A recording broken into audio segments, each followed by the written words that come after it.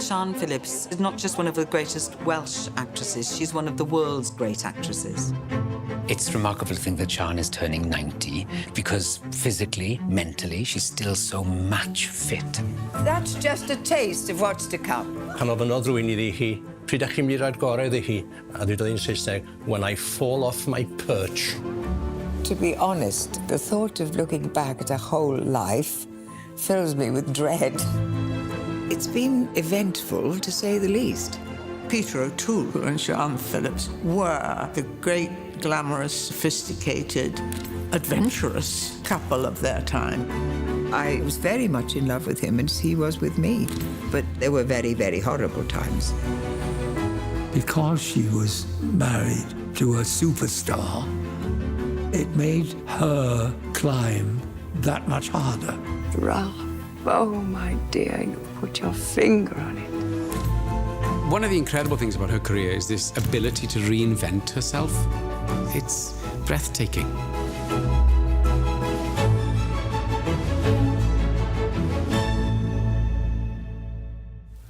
Bring your head up, stretch your legs, stretch your arm, and start doing the 100. Engage your stomach. I couldn't live without Pilates. Okay. And bend your knee to your chest. I've been doing it for around 30 years now. And again, think Margot Fontaine with your head. He's a brilliant osteopath.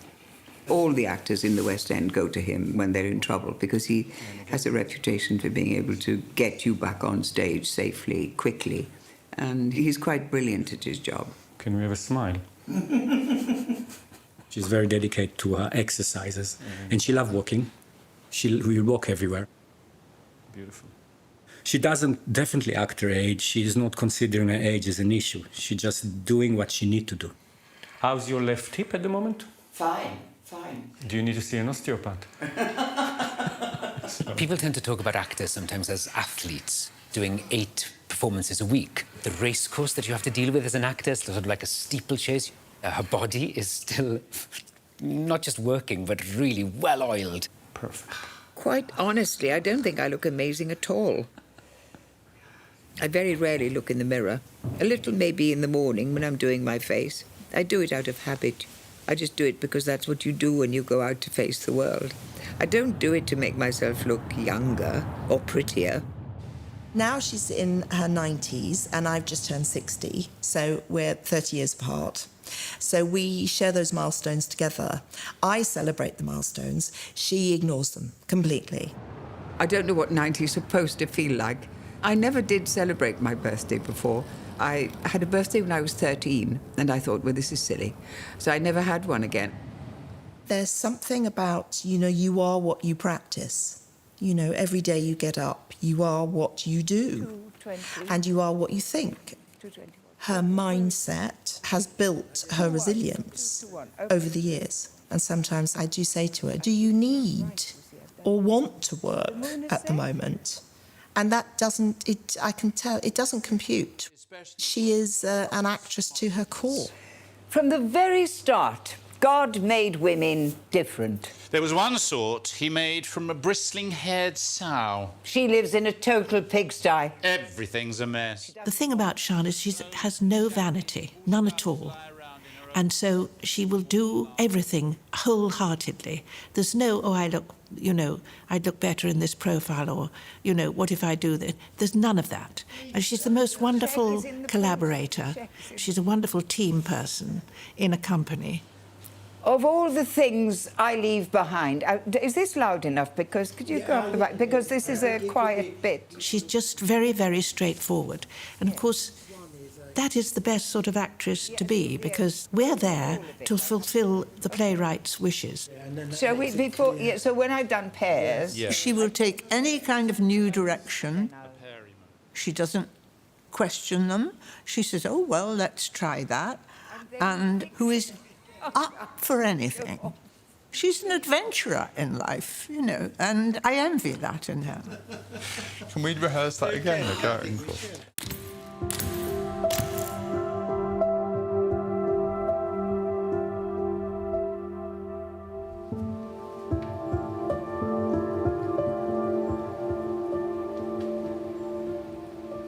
There's nothing like reading. I look forward when I'm on my way home. I think, I'm going to lie down on the couch and have a good read now.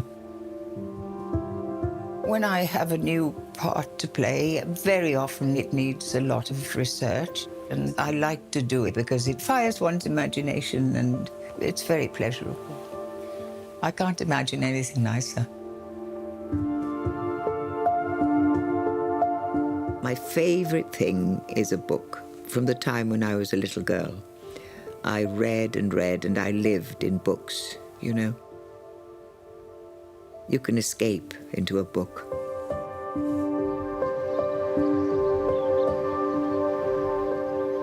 Pan wy'n cael lyged, dyma be wy'n weld. Mae gyda fi drwy'r amser. Wy'n cofio fel mae'r mynydde na'n edrych yn glir. I was born in Gwancagyrwen at the foot of the Black Mountain. And then we moved to Alltwen in Cwm Tawe. I loved wandering around the mountains of my childhood. Ynys Meidwy, we called it Smitu. And Marchawel, a wonderful mountain. It looked like a lot of elephants sleeping. Oedd e'n le special I dyfu lan.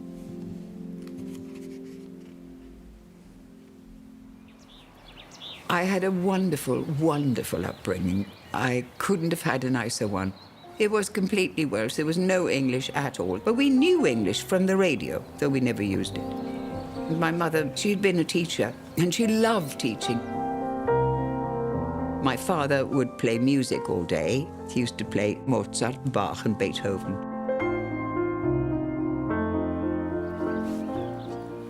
Mae gymaint o ddyled arno I eisteddfodau, dydd Sadwrn yn mhob pentre, a I mam.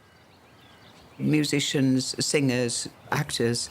You can't measure how important it was. It was an enormous event for us. We all were involved in the classics, and it was highly educational, a wonderful window on the world. And also it was a great thrill, and it got us used to dealing with big, big audiences. I thought it was great fun. I enjoyed it all. That's good. That's exactly what we want. I think Sian and I have something in common, which is that we both came through the Eisteddfod system. That does do something to you. I think it teaches you from a very young age the real worth of language, the value of language, and the value of poetry and song. When she walks on to a stage, she's not walking on to something alien. She's walking on to where she belongs, which she knows, which is comfortable, which she owns.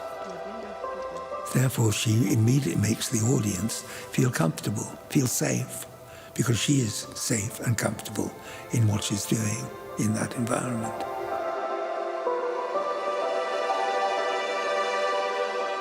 My first visit to the theatre was a high point of my childhood, and we went in to see the pantomime. I walked in and I was staggered by the beauty of the place. It was dark. There was a big red curtain with gold tassels on it. There was red covers to the seats. I couldn't figure out where the light was coming from. It was magic. I thought, this is what I want. I want to belong to this. I want to live in this place. I thought, this is what I want to do with my life. And then the curtain went up. Pan es I adre, wel, o'n I wedi cael siwd amser braf, o'n I wedi sgrennu yn y dyddiadur gwag hyn. I am now resolved to be an actress. I can remember when Claudius was first on and watching it with my parents.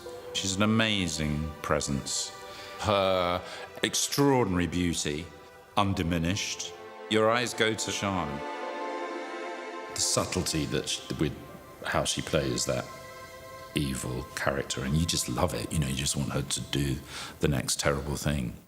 If you leave Rome, I'll wash my hands of you once and for all, and shed not a single tear. That's not surprising.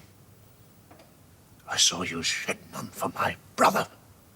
I remember a real calm steel that character had. And I remember that she had a way of just calmly giving an instruction that would mean that a whole bunch of people would end up dead the next day. I mean, she was terrifying. Double dealing, are we? No, pining up the posture. No, Grandmother, no! Then how does he know, and what does he know? He knows something. Somebody's talked to him. It wasn't me, I swear it. She's not frightened of playing evil, wicked, lovely. All right. Some people have it and some people don't, and she's one of those that you can't take your eyes off her. It's just in the DNA.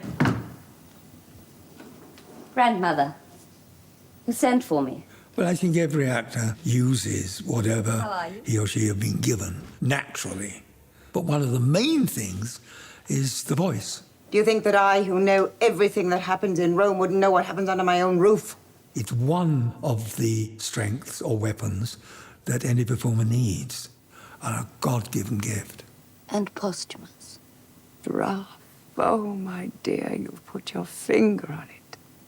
Yes. Posthumous.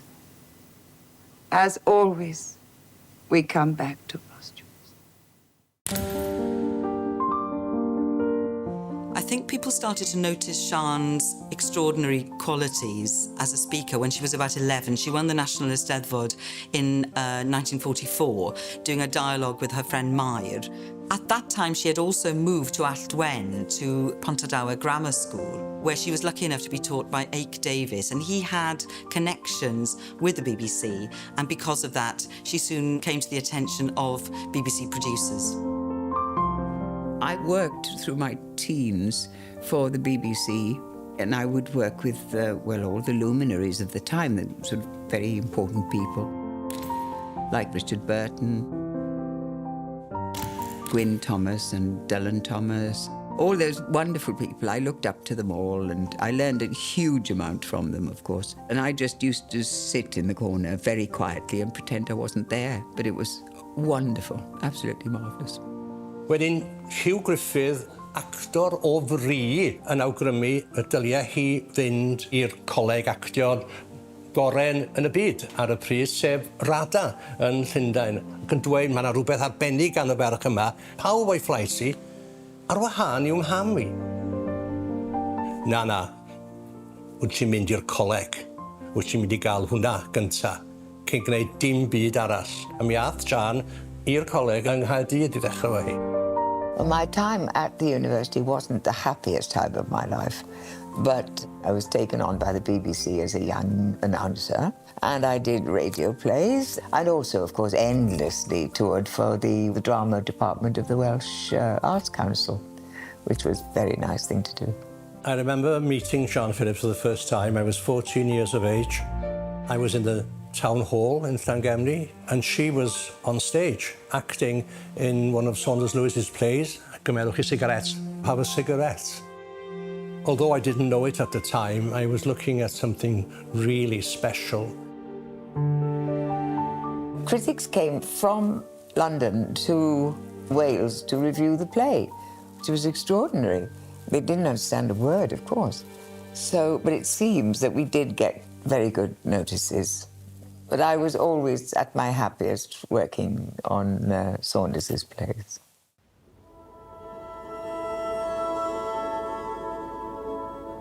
When I was at the university, I met my first husband, Don Roy. The marriage would never last. I knew that from the start. I didn't want to get married. Everyone I ever knew wanted to stop me from being an actress. It was a very bad thing to get divorced, which is what I wanted to be, divorced. About a week or so, 2 weeks after, I just ran away. And it was an awful thing that I'd done, but I was glad I'd done it.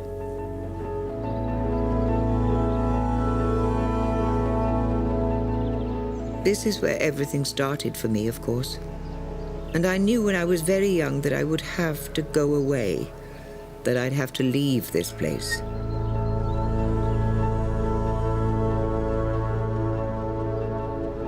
I remember thinking, what am I going to do? I have to be an actress. I have to go away. Saunders wrote to me and said, you have to go to London. He wrote in English for some reason, and what he said at the end of the letter was, you must learn to live on the knife edge of insecurity. And I went to London, and my new life began.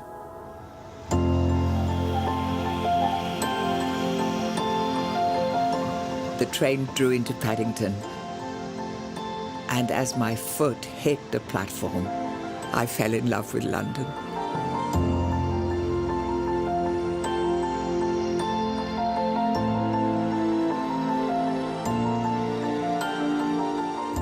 It was the biggest thrill of my life to get into RADA, and I just couldn't believe it had happened. I was walking on air. Oh, it was so exciting. And the walls were covered in the names of people who had been trained there. Peggy Ashcroft, Flora Robson, Celia Johnson, Trevor Howard. And there were heroes and heroines of mine that I just loved for so long. And I was standing in the same place. It was just wonderful. I remember my first day in RADA, and one of the first names I saw was Siân Phillips. It gave me a great thrill to see someone who was from such a similar background to myself, who'd had this Welsh-speaking upbringing, who had competed in local and Eisteddfods, and it gave me a confidence, I think, that certainly helped on the first day. Yr un o'r enwau cyntaf weles i. I fi, oedd yn codi ofn arna i fyd, achos o'n i'n meddwl, llai beth... Llai beth yn un, o'n i'n tymlo'n gwmws yn beth o'n. Mae pawb yn tymlo fanna, mae pawb odyn. Imposter syndrome. Ie. Ond fe, ni dal ma. Nethon nhw adel ni nôl mewn. I just was entranced by being in RADA. We did voice, voice, voice, voice, movement, and then we did voice and movement. We didn't do any acting for ages. I'd forgotten what I was there for. We did voice, voice, voice. Let's turn to the organs of articulation.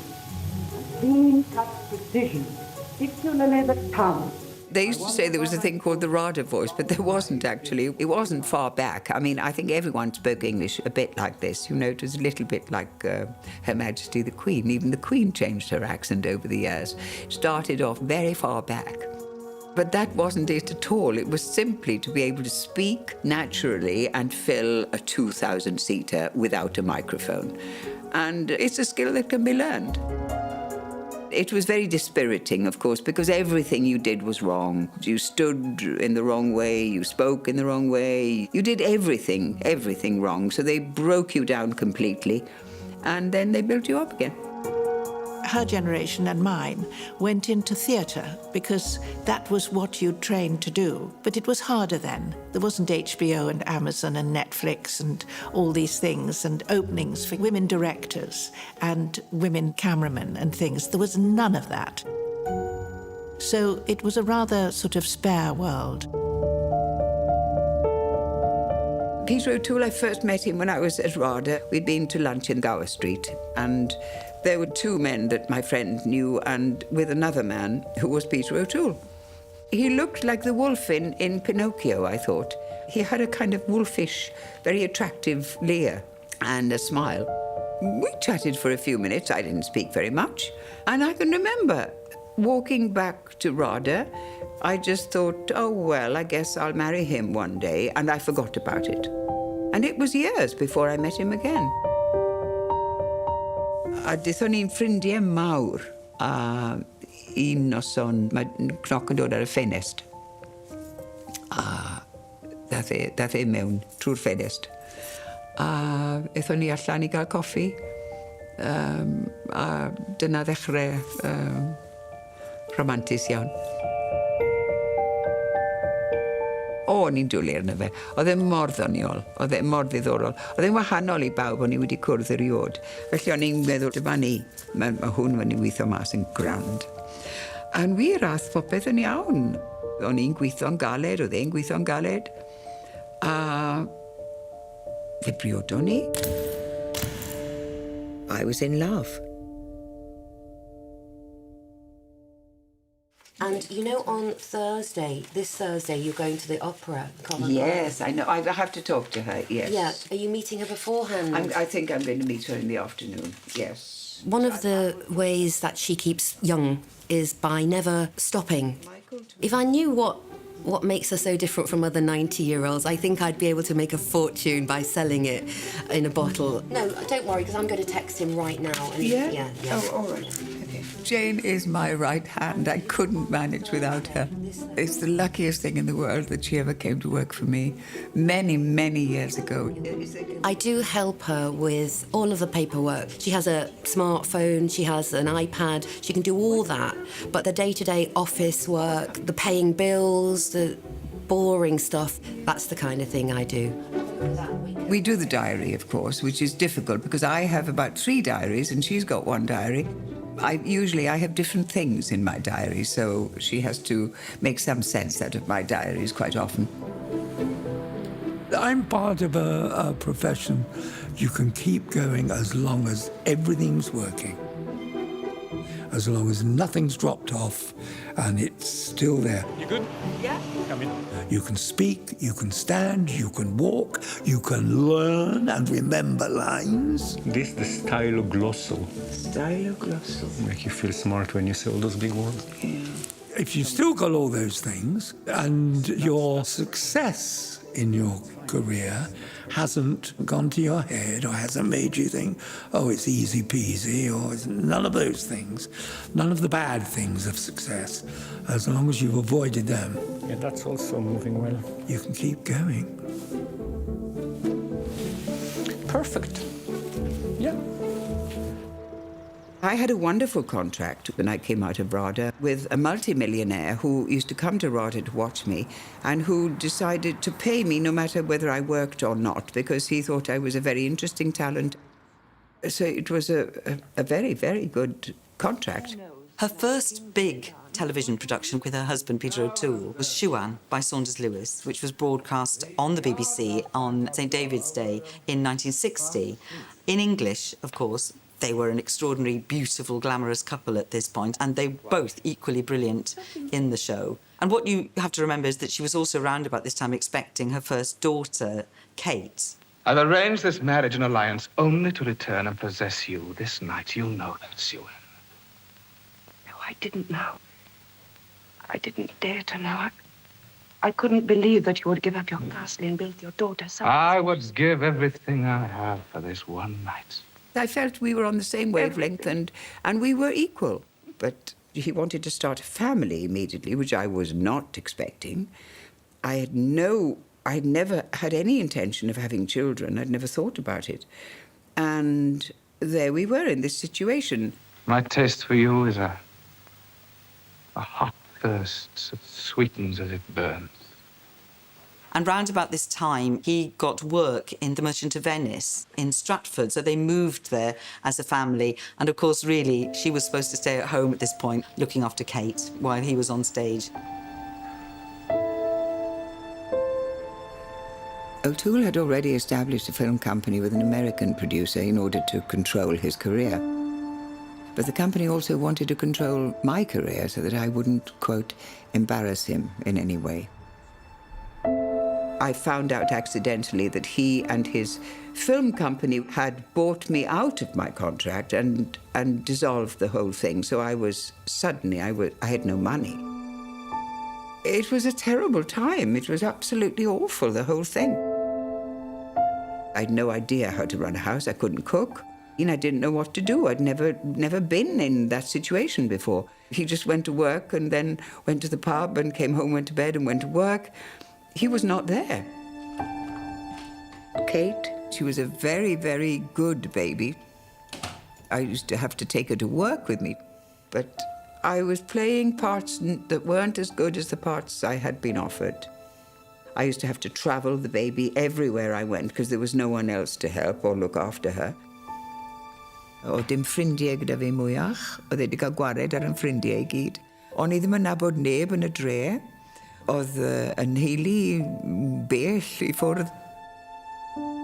It was just Kate and me.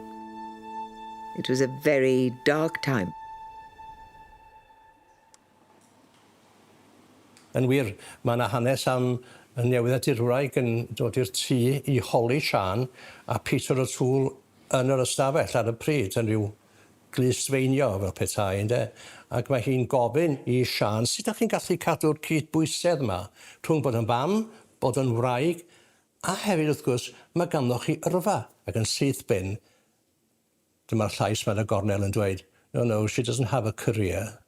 She does few jobs now and again. Well, he was preparing to play Lawrence, and we were living in a nice little mews house in London, and everything was fine for him. And there was no danger of me getting in the way at all.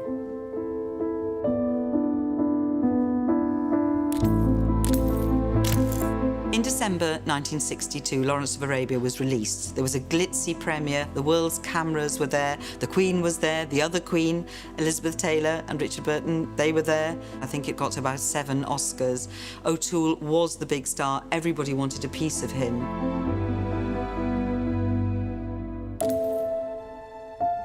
I realized my life had changed, and I gave up hoping that it would change for the better.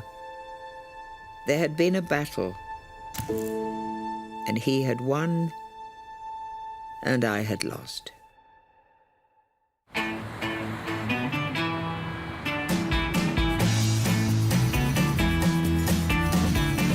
The life in London at that time in the 60s was wonderful. You just never went home and you never slept, and people were free. They had some money, and this generation were really going to enjoy it. Anybody could have walked down our doorstep at our salon. We were known for doing actresses. Judy Garland to Zsa Zsa Gabor. The clientele was endless. I mean, it was like a party every day. But Sian had nothing to do with that. She would come, she would do her thing, she would leave. Peter O'Toole and Siân Phillips were the great, glamorous, sophisticated, adventurous couple of their time. And they were in the newspapers all the time. Lawrence of Arabia, taken off, was such a great movie. The world wanted to see it, and they were at the opening of Lawrence of Arabia. And she was unhappy. Her father had died, and she was putting on this face. It was awful when my father died. I was numb, and I was so upset. I got on a train and came straight from the funeral to the premiere of Lawrence of Arabia.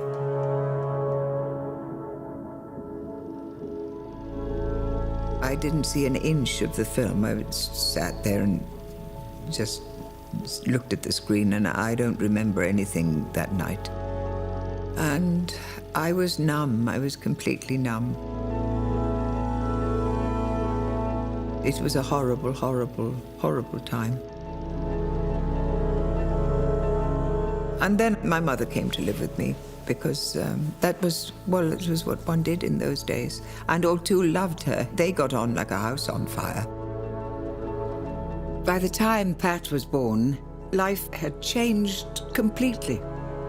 And you know, as we all know, what you see is not what you get. But then I knew him, and he always seemed to adore her. But she had a tough time. O'n i'n gwybod pan oedd noswaith ddrwg yn dod, o'n i'n gwybod bod rhywbeth ofnadw yn mynd I ddigwydd. I had no idea that their relationship and marriage was difficult. It sounds really surprising. Going back, I think we were absolutely protected from that. I had to design the house to cause the least harm to everyone in it. And then my mother's room, Mangi, had double doors so that she never heard a noise at night. It was a big Georgian house, 6, 7 stories. My mum made sure, and Mam Guy, they made sure that as much as possible, my sister Kate and I had as normal a life as it was possible to have. We had friends over for sleepovers, we had animals, we didn't go on lavish holidays. You know, we had kind of our lives were sort of normal in that way. They never saw any of the destruction or any of the mayhem. I had a daily who'd come in, and she was a great friend. We never spoke of anything, but she just helped me. She would lock a door and get into a room and put it to rights and call the glazier, the plumber. She'd call all the people that were needed, and they would come in after girls had gone to school. And it was a desperate way of living, because I was trying to keep about 3 sets of people apart from each other. They were trying to lead a normal life, and they weren't. They were lying to themselves. He didn't treat her with the respect that she deserved. She deserved more. A lot more. We sort of hardly ever went out. We never went to parties. I didn't dress up, no fur, no diamonds, no jewelry. I had no friends, so I wasn't allowed to invite anyone to the house. And he would bring the Hollywood stars back for me to give them beans on toast. But we just didn't do anything smart. No one would quite believe the sort of life we led when he was a major film star. It wasn't a party life, it was a drunken life. It was a destructive life. Not for Siân. Siân tried to keep everything together. But I mean, to go home and to find people drunk out of their minds, not to stay at the house till 6, 7 o'clock in the morning. Richard Burton would be lying drunk, and Elizabeth Taylor, she was up all night, drinking. Her house was a tip. She couldn't live like that. But she gave up a lot. I mean, you know, they say you can't have everything in life. She did love him. She loved him too much. We were so close. I couldn't believe that we wouldn't get it right somehow, in the end, if we persevered enough. So I was an insane optimist, I suppose, yeah. Round about this time, Siân was working, but she was doing things that kept her under the radar, as I think she herself says. A bit of theatre, a bit of radio, nothing that would attract too much attention. But she got it slightly wrong when she accepted a part in 1965 in Tennessee Williams's play The Night of the Iguana in Croydon. Mae'n grefftwaith wych. Mae'r pros yn wych. Dyma un o dramodwyr gorau y ganrif. We had a huge success. And everyone came down to Croydon to see the drama. And then the play moved to the West End. Oh, he didn't want her to work. Siân is not a tough actress that's scratching her way to the top. She's not. He was jealous. Un amser arall, es I chwarae Man and Superman yn yr Arts Theatre yn Llundain. Oedd e'n dod lawr i'r theatr yn feddw, a gorwedd ar y llawr, a bod bobl yn gallu cerdded droso fe I fynd i'r llwyfan. Oedd pop... allai ddim dweud pa mor ofnadw oedd e. There was nothing to do. I couldn't negotiate my way through that time. I knew I had to keep working under the radar. I was scared of being too successful all the time.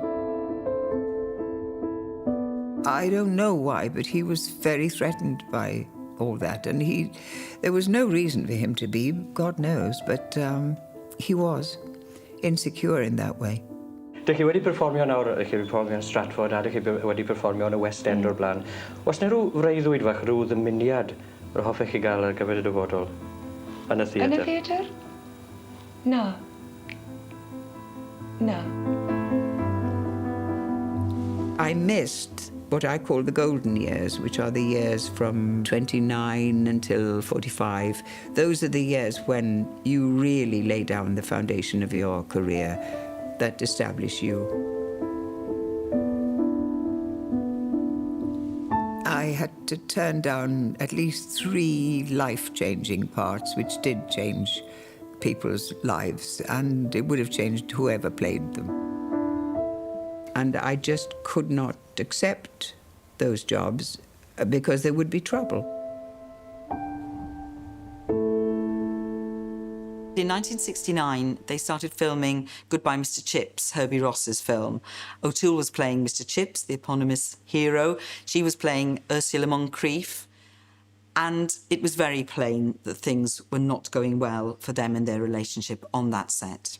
He behaved in an extraordinary way. When I came to play my scenes with him, he wouldn't rehearse with me. I was astonished. We were all astonished. And Ossie, who's the lighting cameraman, Ossie said, well, look, I'll walk you through it. I'll walk with me through the set, and this is what we're going to do. She has no sort of empathy with the O'Toole character at all, with her clever pronouncements. And it really does show her range, because she's able to play these deeply unlikable characters with great ease. Freddie Franklin Finch, who doesn't even come up to her navel. Are you going in? Yes. Oh, don't, it's hell. She's clever, she's funny, she's like a bright young thing from the 20s. Siân is the star here, and it's unequivocal. She fills the screen. But Eloise and Freddie, I mean, you know me, darling. I don't care what people do, provided they do it in bed, darling, but really it's too much. I mean, he's so small, it's impractical. I don't think I do know you. You must be mad. And it went terribly well, and we came to the end, and he said, good, right, I'm going back to the room now. Call me when you want me again. And the director said, this is ridiculous. He said, it's like watching 2 astronauts waiting to go to the moon. He said, this is just terrible. Don't you ever speak to each other? I said, yes, we do. He said, well, why won't he speak to you now? I said, I don't know. I really don't know. Towards the end of the 60s, early 70s, actors' lives began to change as the Great Beast television became more prominent. And Siân was really well placed to take advantage of this golden age of drama, so she began to accept parts and shone. Real movie stars were very snooty. No one would dream of being in a television play. But I always knew that television was very, very important, and that it was going to become more and more important. I mean, the suffragette season that she did, where she played Emily Pankhurst, was one of the best things ever on television. A costume drama, but also the content was so interesting for its time. If we are brave and true, is there a man who will deny us?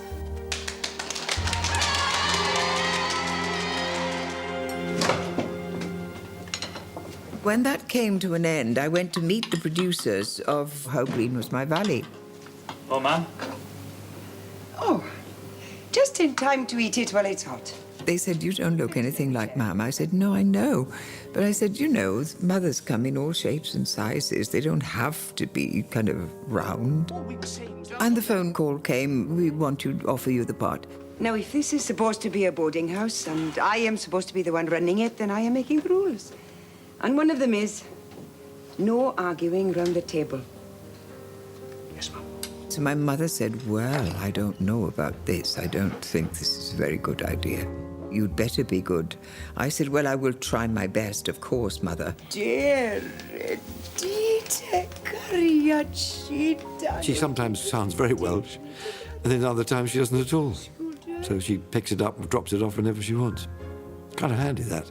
It's sort of like a waterfall. It's very beautiful, and when she thinks she can use it, she'll use it. Come on, boys. Got everything you want? Oh, no, Mum. Cup of tea would be lovely. All right, come in right away. I'm not a big fan of the red carpet and the attention, but I will never turn down an invitation to see a drama or a show. I couldn't live without the theatre. Thanks to Siân, I've been introduced to a lot of places and people that, you know, otherwise there's no way I can meet. So, like, even the theater, going to opening nights, people approach her and, you know, like, oh, can I have an autograph? And she's genuinely almost surprised, you know, like me, and I feel like, Sean. What she's achieved in doing is surviving for decades at the top of her game. And that in itself speaks volumes as to who she is and the talent she possesses.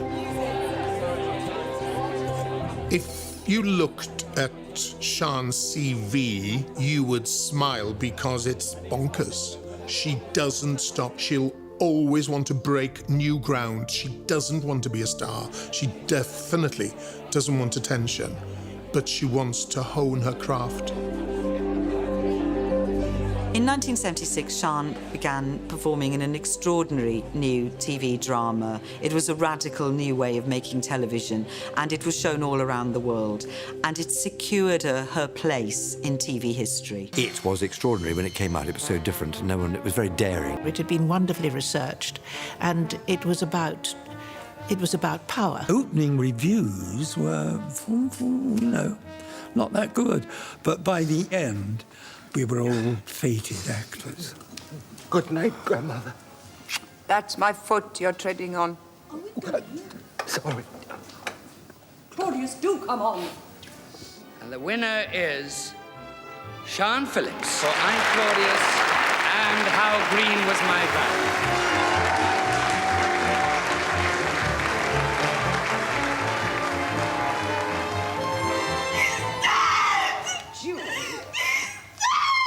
I first saw Siân Phillips when I was 8 years old, and I saw her in I, Claudius. And the reason I was watching is because I was never put to bed. I was on the settee. So I'm watching this extremely violent television. That's a way for a Roman woman to behave. But he's dead. She was scary. She was the scary lady to me. I watched every episode of it and knew never to really tell my parents that I was waking up to watch it. Once she put on her Livia mask, she became this horrendous creature. It's very difficult to remember all the horrible things she did, all the people she killed. And her excuse was that she did it for the Empire. Do we? Food poisoning. Well, you said so yourself. Yes.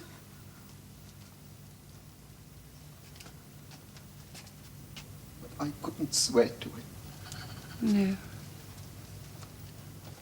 But I could. I was a good poisoner. I used to enjoy the poisonings. Of course, I poisoned poor Augustus, Brian Blessed, in the end. And I thought that Herbie shot that so brilliantly. He held the camera on Brian's face while Brian died. And I did all the talking and explained what I had to do. Alas, you know, too bad, old chum. I've had to bump you off. The most famous line, I think, of the whole thing was, "Don't eat the figs." Actually, if you ate anything at any of those banquets, you were dicing with death.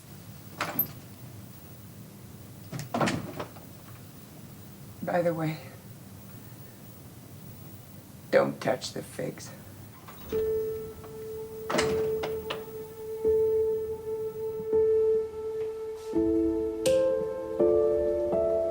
Things were horrible at home. Things were really, really bad.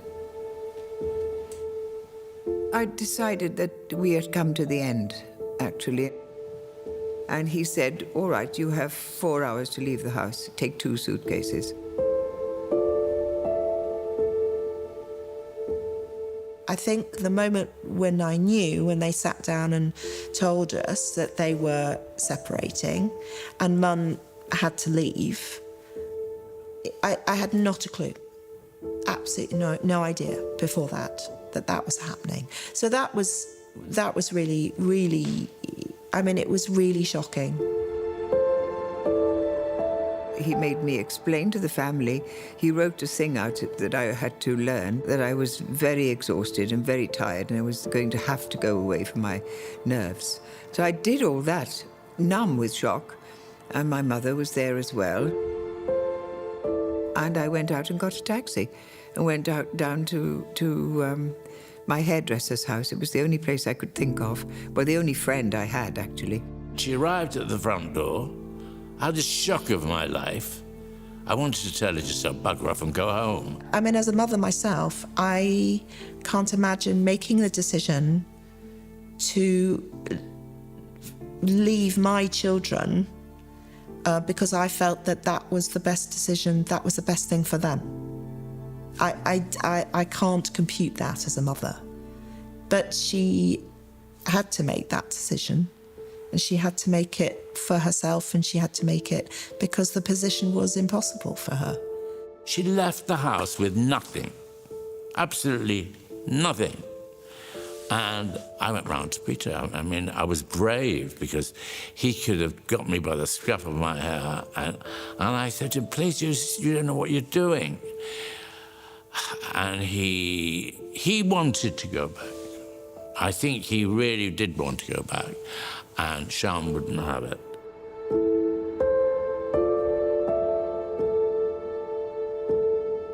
I met Robin Sachs at the end of the marriage. He was very nice, but I didn't want to get married ever again. At that time, Siân was going through a very glamorous period. He was about 19 years younger than her. But in some ways, he did her the world of good because he made her very young, feeling very sexy, very feminine. And it did Siân good. She changed. O'Toole had warned me that I would never work again. Everything would be finished, that it would be the end of my career. O'Toole made my life impossible. He dragged the court case on for 3 years. And in the end, it was all over. And I didn't ask for anything. He kept all my jewelry, everything. And the art, a little art I possessed there, he kept everything. And my furniture. And I just started all over again. It was a wonderful feeling. It was really worth it. It was fantastic. It wasn't worth it in terms of human cost, but it was worth it in terms of high spirits and mental health. It was just great. When the divorce finally came through, Robin came with a special license to get married in the morning. O'n I wedi blino gyment, es i'r briodas. O'n i'n dweud, dyw hwn byth yn mynd I weithio. Does dim modd, dwi ddim am briodi, a dyw e ddim yn mynd I weithio. A ddi'n gweud bydd popeth yn iawn, a ni'n gweud bydd beth ddim yn iawn. The marriage lasted 12 years, but almost immediately our lives went in different directions, and I happily threw myself into work.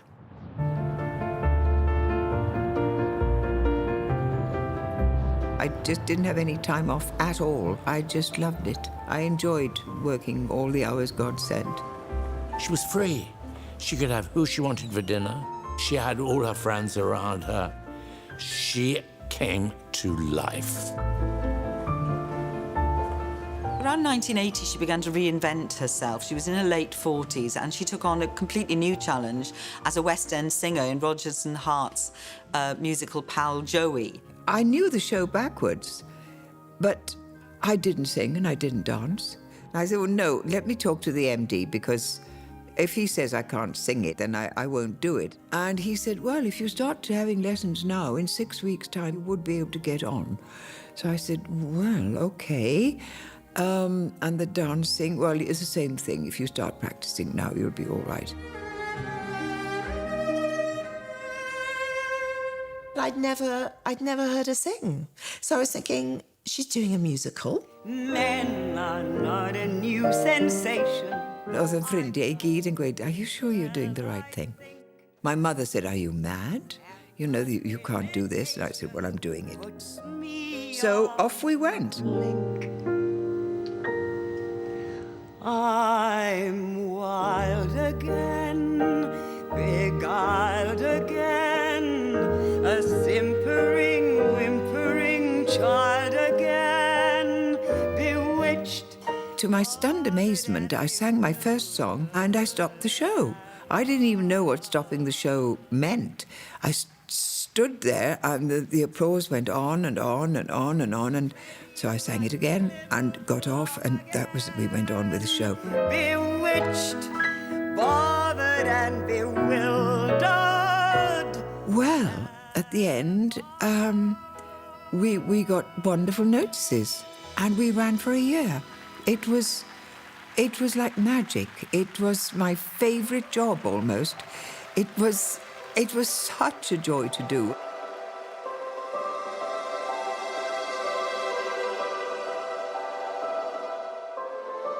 I love the theatre.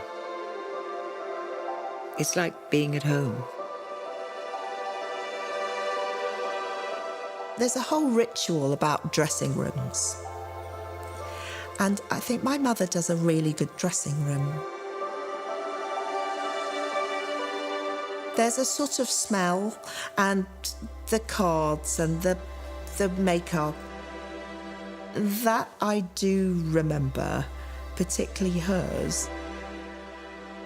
I don't know, it's still really magical. And it still is. It's like being a child. I love it, and I still love it. After Pal Joey, Siân took on a range of really exciting parts. Most memorable, perhaps, was the High Priestess in Dune, the David Lynch film. She also worked with Scorsese on The Age of Innocence with Daniel Day-Lewis and Winona Ryder, but all the time, the theatre was pulling her back. Siân has a thing that, oddly enough, not many actresses have. She has glamour, but we don't have much glamour in the British theatre. She's tall, and she's quite something to look at. I mean, really amazing looks. But of course, this all came together brilliantly when she played Marlene. I thought she was fantastic. I count myself very blessed that I once had dinner with Marlene Dietrich, and she got up from the table. She was wearing a miniskirt, legs up to her armpits. She sashayed up the stairs. She was in her 70s. Siân got all that. She really created that magical woman.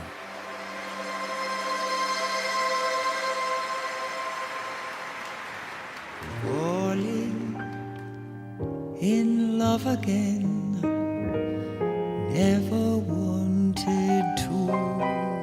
I just can't think of anyone else who could have done that. That person's sitting so perfectly in the part, so right in every way. Marlene Dietrich herself, I think she would have been taken aback. What am I to do? I just can't help it.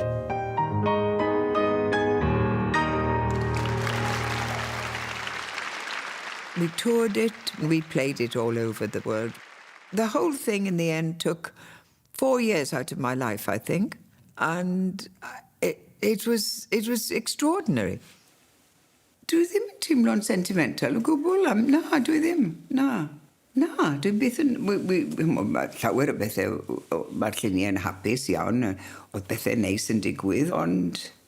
Na, dwi ddim yn teimlo o gwbl mod i eisiau ail fyw yr amser hynna.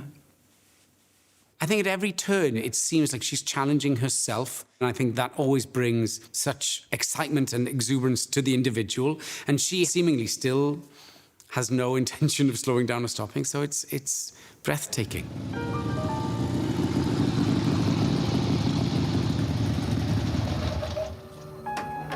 The first scene we did together was a difficult one for many reasons. I ride up on a motorcycle and there is what I think is blood all over the house. There's a lot of previous circumstance to the scene that needs a lot of energy. And I remember she was just so relaxed.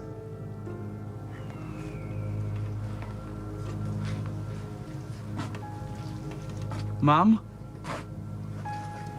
Sa'n siŵr os ych chi'n gwybod, yn Pan ddechreuon ni ffilm o House America, yn swydd cynta i, oedd hwnna. O'n i ddim wedi sylweddoli. Wir? Achos oedd ddim clem dy fi be ni'n neud. O. O'ch chi'n gallu gweld pa mor nerfus o'n i ar y pryd? Nagon, dim o gwbl.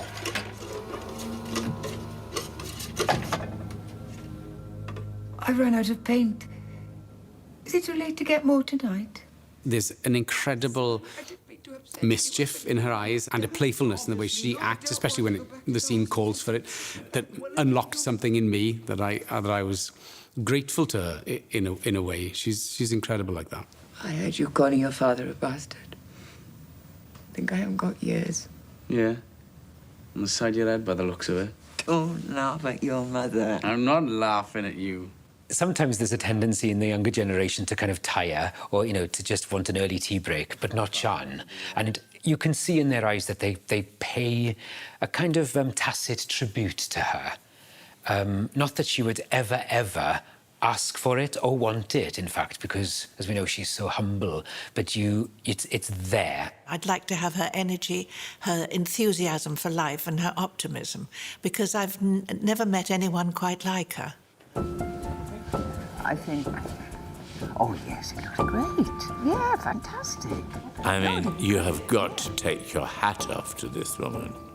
I mean, she might have a few husbands that were no good, but I mean, apart from that, she has done everything brilliantly. She's an incredibly loyal person. She really invests in her relationships. That's what the doctors say. It's who you surround yourself with, isn't it? Okay. Mind that geranium. You'll get that out. The nice thing about Siân, she doesn't see herself as damn Siân, She's like Siân, the little girl from the farm, She needs to do the work. You need to milk the cow. You need to act on stage, No matter what's happened, no matter the weather, no matter your health. You just do it.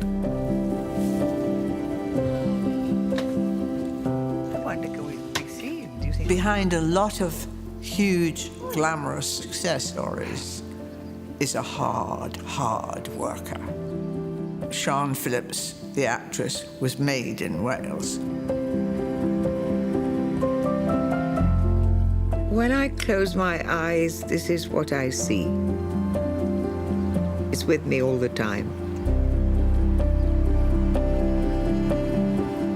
Oh, I remember I used to come up here. I used to love lying here on the ground for hours, watching the skylark above to see if she'd come down to her nest on the ground. But she never did. The skylark never came down.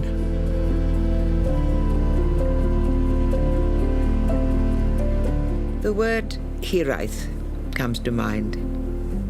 It's a beautiful Welsh word meaning a deep longing. I have hiraeth for my childhood. Hiraeth for places, not for people. Places. I have hiraeth for places.